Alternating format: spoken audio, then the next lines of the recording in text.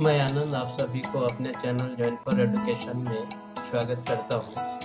आज मैं हिंदी अंग्रेजी अनुवाद जो क्रिया के रूप काल पर आधारित होगा चर्चा करूँगा। आइए चर्चा को शुरू करते हैं।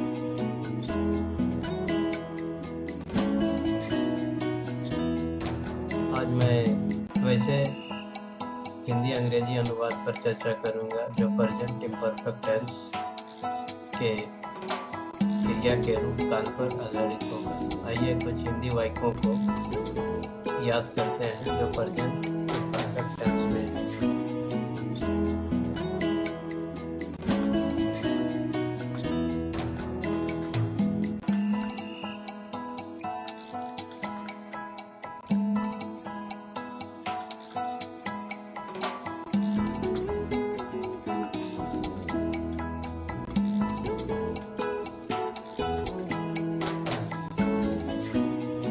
मैं किताब पढ़ रहा हूँ, ये प्रेजेंट इम्परफेक्ट टेंस में है।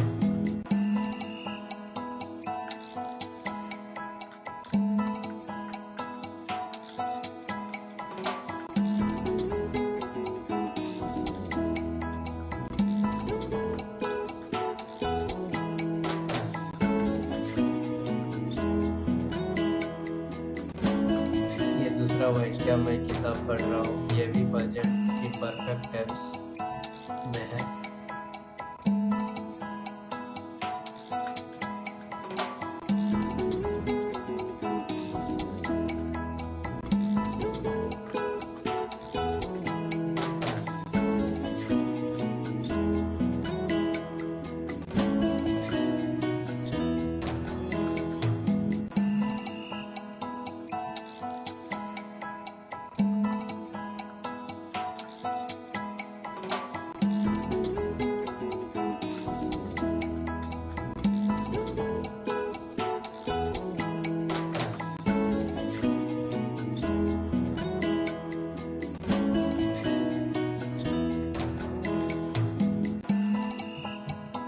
मैं किताब नहीं पढ़ रहा हूँ, ये भी प्रेजेंट इम्परफेक्ट टेंस में है और ये नेगेटिव फॉर्म में है।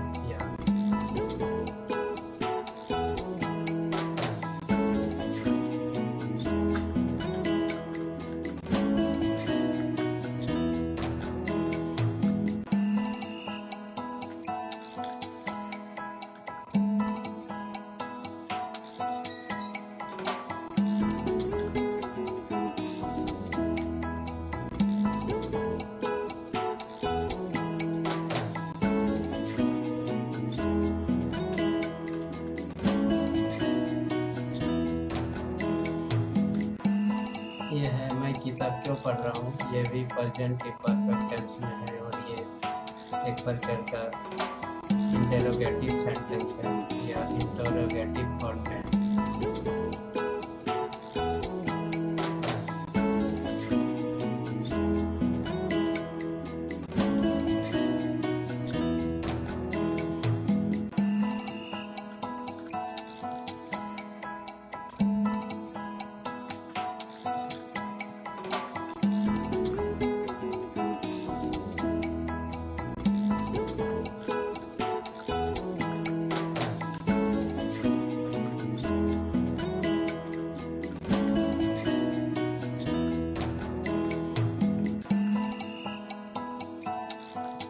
मैं किताब क्यों नहीं पढ़ रहा हूँ, ये भी प्रेजेंट इम्परफेक्ट टेंस में है और ये प्रेजेंट इम्परफेक्ट टेंस के नेगेटिव इंटरोगेटिव फॉर्म में है।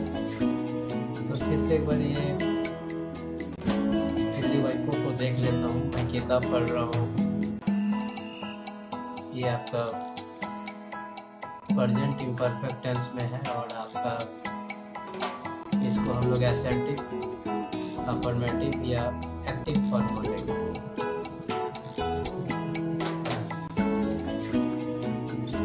क्या मैं किताब पढ़ रहा हूँ, ये आपका इंटरोगेटिव फॉर्म है और ये प्रेजेंट परफेक्ट टेंस में ही है।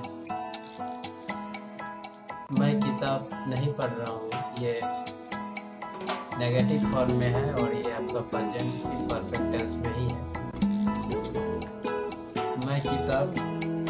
पढ़ रहा हूँ ये भी इंटरोगेटिव फॉर्म में है और इसमें क्वेश्चन वर्ड है। क्यों?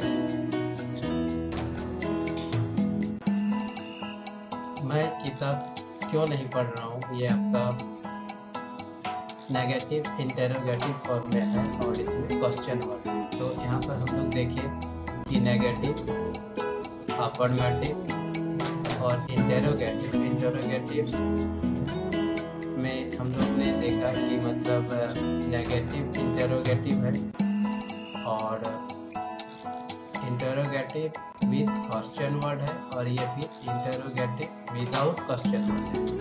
तो ये प्रेजेंट इम्परफेक्ट टेंस में इस प्रकार के हिंदी वाक्य मिलते हैं। ऐसे हिंदी वाक्यों को अंग्रेजी में अनुवाद करने के लिए प्रेजेंट इम्परफेक्ट टेंस के जो सामान्य स्ट्रक्चर है या स्टैंडर्ड स्ट्रक्चर है उसी का यूज किया जाता है। तो इसका सामान्य या स्टैंडर्ड स्ट्रक्चर है सब्जेक्ट। चलिए हाँ हम लोग लिखते हैं ये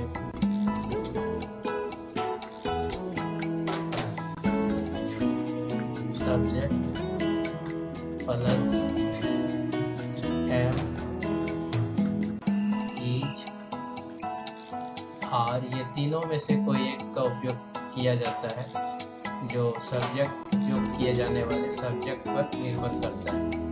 यदि सब्जेक्ट आपका थर्ड पर्सन सिंगुलर नंबर में हो तो इज का उपयोग होता है और फर्स्ट पर्सन सिंगुलर नंबर में हो तो एम का उपयोग होता है और बाकी के साथ आर का उपयोग होता है। फिर हम लोग यहाँ पर वर्ब के चौथे रूप को लिखते हैं और फिर आवश्यकता अनुसार यदि वाक्य में कोई अन्य शब्द है तो फिर हम लोग उसको लिखते हैं।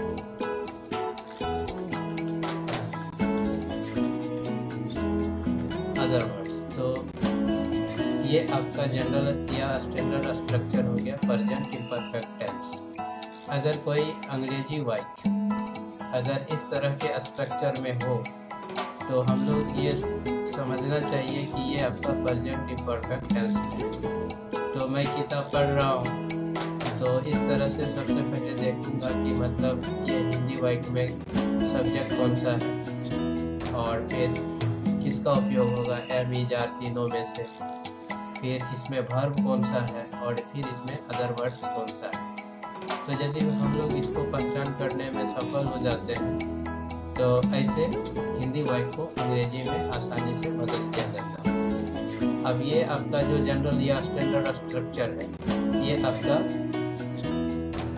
अफर्मेटिव, एक्टिव या असर्टिव फॉर्म को ही रिप्रेजेंट करता है। तो इस तरह का जो भी वाक्य होगा वो हिंदी में अगर हम लिखना चाहते हैं तो आपका अफर्मेटिव, असर्टिव या फिर एक्टिव, ये तीनों फॉर्म एक ही है, तीनों में से तीनों फॉर्म एक ही है तो ये इसी फॉर्म में होगा। तो मतलब इसका जो हम लोग पहला सेंटेंस देखते हैं मैं किताब पढ़ रहा हूँ तो ये अफर्मेटिव फॉर्म में है। तो इसी तरह का हमको हिंदी में वाक्य मिलेगा। तो अगर मैं किताब पढ़ रहा हूँ इसको अंग्रेजी में मैं अनुवाद करना चाहता हूँ तो इसी स्ट्रक्चर का यूज होगा। तो फिर हम लोग यहाँ लिखेंगे मैं जो सब्जेक्ट है और फिर इसमें एम इज आर में से किसका उपयोग होगा। तो अभी तुरंत चर्चा की है कि फर्स्ट पर्सन सिंगुलर नंबर के साथ एम। तो यहाँ पर मैं जो है फर्स्ट पर्सन सिंगुलर नंबर में है तो इस परिस्थिति में यहाँ पर एम का उपयोग होगा। फिर यहाँ पर देखेंगे कि वर्ब कौन सा है तो वर्ब यहाँ पर पढ़ रहा हूँ यही है और ये वर्ब के चौथे रूप का होगा उपयोग होगा। तो यहाँ पर पढ़ना का अंग्रेजी रीड होता है और रीड का चौथा जो फॉर्म होता है वो रीडिंग होगा। मैंने वर्ब के साथ यदि आईएनजी लगा देते हैं एज ए सफिक्स तो हम लोगों को वर्ब का जो भी रूप मिलता है या क्रिया का जो रूप मिलता है वो हमारा फोर्थ फॉर्म में होता है। तो यहाँ पर इसका अंग्रेजी अनुवाद हो जाएगा आई एम रीडिंग और किताब पढ़ रहा हूँ तो यहाँ पर अदर वर्ड्स में हो जाएगा तो ए तो आई एम रीडिंग ए बुक। तो इसका हमारा अंग्रेजी अनुवाद हो जाएगा आई एम रीडिंग ए बुक और हम लोग यहाँ फुल स्टॉप लगा दें। क्या मैं किताब पढ़ रहा हूँ तो अभी हम चर्चा किए कि क्या मैं किताब पढ़ रहा हूँ, ये एक प्रकार का इंटेरोगेटिव सेंटेंस है। यहाँ पर नोट ऑफ इंट्रोगेशन का साइन लगा देते हैं। ये नोट ऑफ इंट्रोगेशन का साइन हो गया। तो ये एक प्रकार का प्रश्नवाचक वाक्य है और प्रेजेंट इम्परफेक्ट टेंस में है और हिंदी में लिखा गया है। तो अगर यदि हम लोग इसको अंग्रेजी में लिखे या अनुवाद करें तो इसी का जो है हम लोगों को इंटरोगेटिव फॉर्म प्रिपेयर करना होगा। तो जैसे ही इंटरोगेटिव फॉर्म प्रिपेयर करेंगे तो हम लोग यहाँ पर लिखेंगे एम इज और ये फिर आर, ये तीनों में से कोई एक का ही उपयोग होगा। उसके बाद फिर हम लोग यहाँ पर सब्जेक्ट लिखेंगे, फिर यहाँ पर हम लोग वर्ब का फोर्थ फॉर्म लिख देंगे और फिर यहाँ पर देंगे। फिर यहाँ पर हम लोग लिखेंगे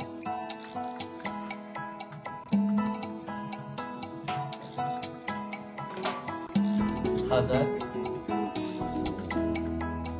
वर्ड्स और फिर हम लोग यहाँ पर लगा देंगे नोट ऑफ इंट्रोगेशन। तो क्या मैं किताब पढ़ रहा हूँ, तो यहाँ पर मैं जो है आपका सब्जेक्ट और सब्जेक्ट के साथ ही एम ई जार का उपयोग होता है। तो मैं या आई जो है आपका फर्स्ट पर्सन सिंगुलर नंबर में है, उस परिस्थिति में एम का उपयोग होगा।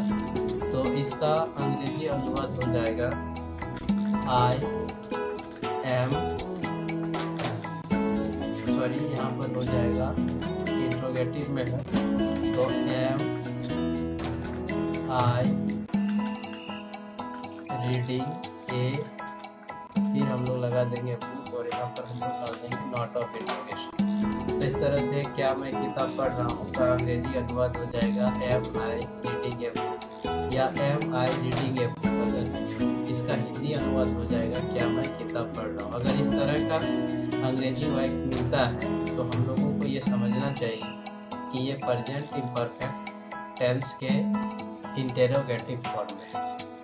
अब हम लोग एक और जो तीसरा वाक्य है मैं किताब नहीं पढ़ रहा हूँ, तो ये एक प्रकार का नेगेटिव फॉर्म है और ये आपका प्रेजेंट इम्परफेक्ट टेंस है। तो ऐसे वाक्यों को अंग्रेजी में अनुवाद करने के लिए हम लोग जो ये स्टैंडर्ड फॉर्म है इसी का उपयोग करेंगे और यहाँ पर हम लोग इसका स्ट्रक्चर हो जाएगा सब्जेक्ट एम ई जार, फिर हम लोग यहाँ नोट लगा देंगे और फिर हम लोग जो अदर वर्ड्स हैं इसका यूज करेंगे। तो ये आपका स्ट्रक्चर, इसका जो स्टैंडर्ड स्ट्रक्चर होगा जो प्रेजेंट इम्परफेक्ट टेंस को रिप्रेजेंट करेगा, तो ये हो जाएगा subject am is are plus not plus fourth form of the verb plus other subject. तो ये आपका हो जाएगा स्ट्रक्चर जो है हो जाएगा सब्जेक्ट प्लस एम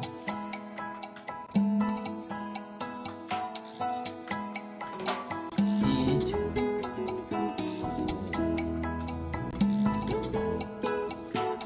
आर, ये तीनों में से कोई एक लगा देंगे।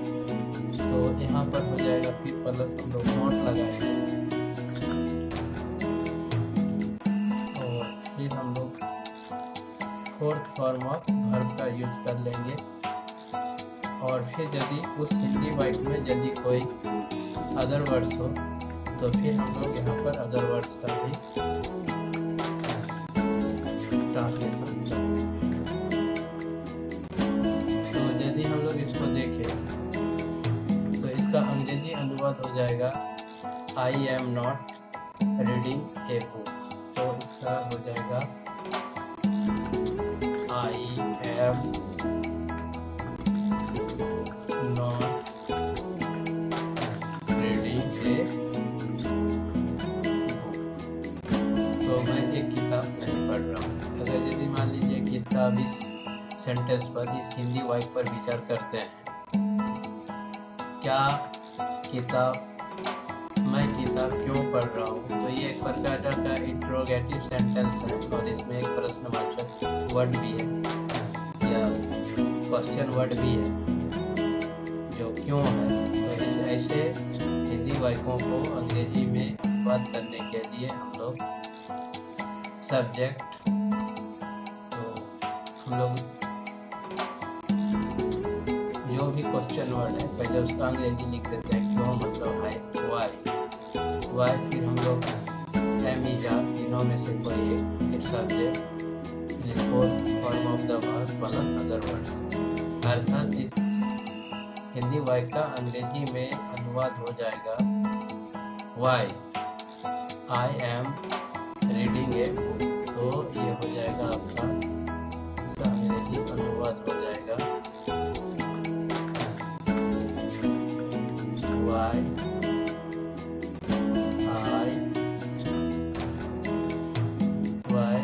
M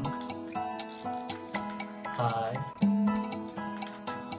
reading a book. और यहाँ पर हम लोग नॉट ऑफ इंट्रोगेशन लगा देते हैं।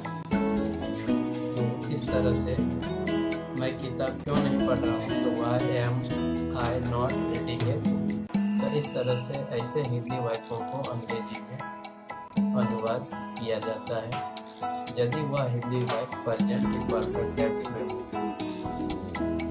तो मैं ये आशा अपेक्षा करता हूँ कि इस प्रकार के अनुवाद इसमें विवेचना की गई, इस विवेचना को या व्याख्या को समझने में कोई दिक्कत नहीं हुआ होगा और ऐसे सभी श्रोताओं या विद्यार्थियों के लिए यह लाभदायक होगा जो हिंदी अंग्रेजी अनुवाद या अंग्रेजी व्याकरण या हिंदी व्याकरण में अपनी रुचि रखते हैं। तो ये 1, 2, 3, 4, 5 उदाहरण का मदद लेकर के हम लोग अपनी बातों को व्यक्त कर सकते हैं यदि वह प्रेजेंट इम्परफेक्ट टेंस से संबंधित हो। Hope that there is no problem to understand this explanation, and these details will be useful to all students who are studying either class 10 or 11 or 12. And it is also useful to all audience who are interested in Hindi-English translation, interested in Hindi-English grammar, interested in English grammar of Brand and Martin. So once again I thank to all of you. Hope that this video lecture will be